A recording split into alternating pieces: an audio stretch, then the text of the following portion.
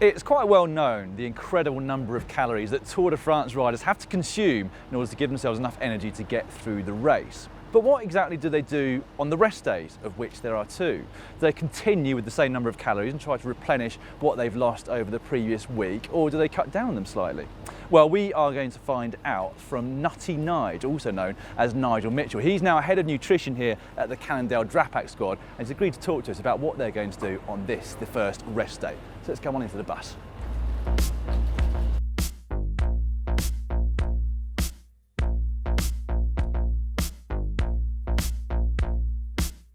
So this is Nigel. Thanks for having us and cheers, mate. For your time. Yeah, no problem. The riders have already gone out on their ride for the rest day, but what does the nutrition for today entail from breakfast onwards? Well, on a rest day, Dan, especially one like today, because tomorrow they go straight uphill and then it's like straight downhill for the rest of the race. So on the rest day, one of the things we've got to do is really manage the weight, and there's a phenomenon in professional cycling where some riders will really swell up on a rest day, and it's not unknown for people to gain like 3 kilos on a rest day. Now obviously this isn't body fat.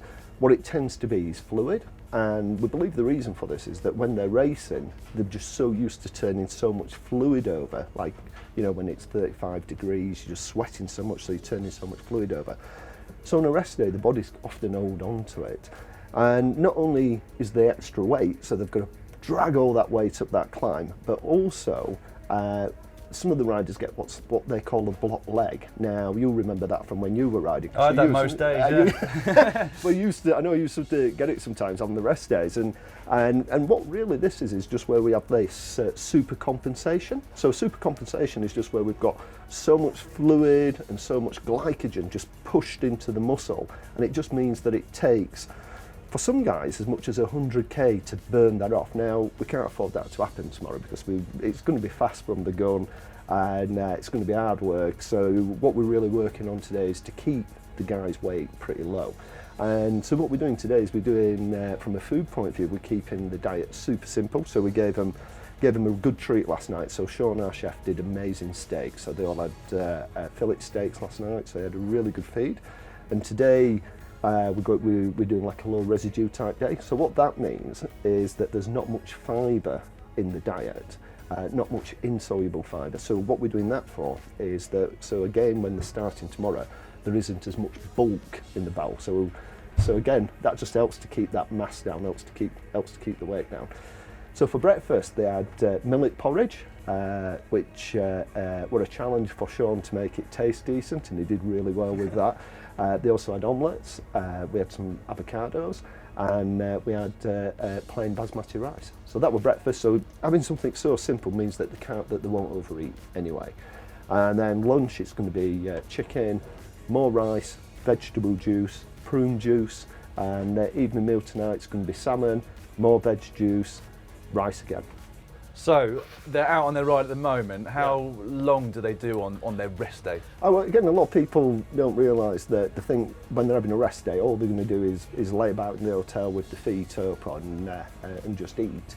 And if they did that, they'd just be in a really bad state tomorrow. So again, one of the things that we do on the rest day is the guys will do between 2 and 3 hours, depending on the rider. So we've already identified which riders tend to suffer more on a rest day.